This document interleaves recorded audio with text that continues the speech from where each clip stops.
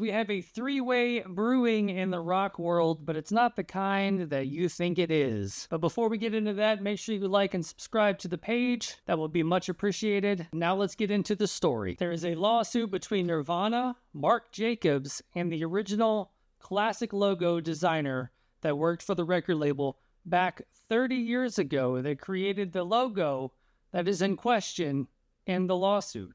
Thanks to our good friend Greg Kennelty over at Metal Injection. Make sure to head over there to check out more about this story.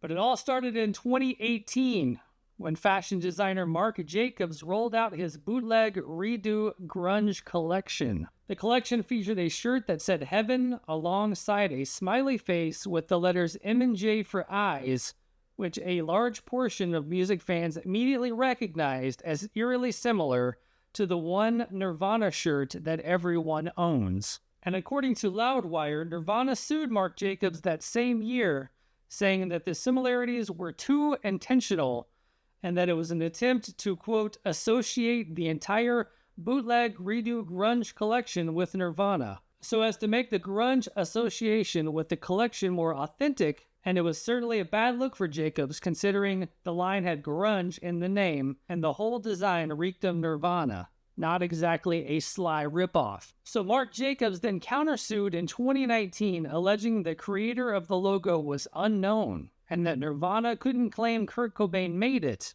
A portion of Jacobs' response read, "The apparent absence of any living person with first-hand knowledge of the creation of the allegedly copyrighted work in question, coupled with numerous other deficiencies in the 166 registration that is the basis for Nirvana's infringement claim, are the basis for the counterclaim asserted." But now here's where we get to the tricky part of the whole thing. Robert Fisher shows up. And Robert Fisher is the ex-art director for Nirvana's label Geffen. So he enters the lawsuit in 2024, suing Nirvana for using his logo without ever giving him royalties. For 30 years now, Nirvana has reaped enormous profits from Mr. Fisher's work through the sale of a wide range of products, wrote Fisher's lawyer in the suit. Assisted by a team of lawyers and managers, Nirvana was able to do so without any compensation to Mr. Fisher, by falsely claiming authorship and ownership.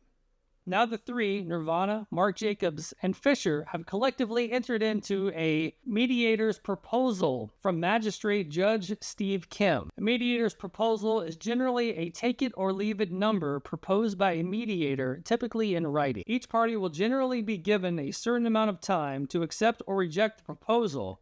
Sometimes a mediator's proposal is given at the end of the day. Other times, the mediator will extend a mediator's proposal a day or two after mediation. The mediator's proposal is often a number neither side likes, and the mediator plans it accordingly. No lawyers from any of these three parties have yet commented on the proposal. So my quick 2 cents on this: did Marc Jacobs take the logo? Yes. Is it a parody? Probably. So is there parody law there? I would think so. My other thing, too, is Robert Fisher, the guy who created it with input, worked for the label, and it's a pay-for-hire kind of thing. So it's almost akin to the boy on the cover of Nirvana, only getting paid, like, what, a couple $100 for the photo shoot? And then that's it. That's all he got. And it's kind of the same here. You said, hey, here's the idea for the logo, draw it up, and we're going to go from there.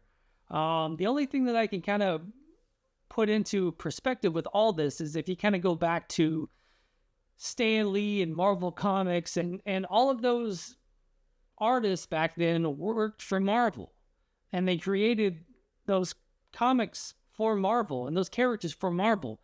So it's always been fascinating to me that a lot of those artists in turn got to keep the rights to those properties, and it wasn't just Marvel that kind of owned those guys. So Stan Lee and Jack Kirby and all those guys got to reap the benefits for what was kind of just work for hire back then. So I don't know, maybe he can call up the Marvel Studios and get some tips on how to make some money off of his creation from 30 years ago. So it's going to be tough. I'd like to see, but I'm assuming if it's in mediation, we will probably not see a number ever. We'll never know how much anyone got paid for any of this stuff. So we got parody laws, we got copyright laws, we got ownership laws. So what do you guys think? Is this a ripoff? Is this a parody? Should the original creator get paid for it? Let me know in the comments section, and keep checking back daily for more videos.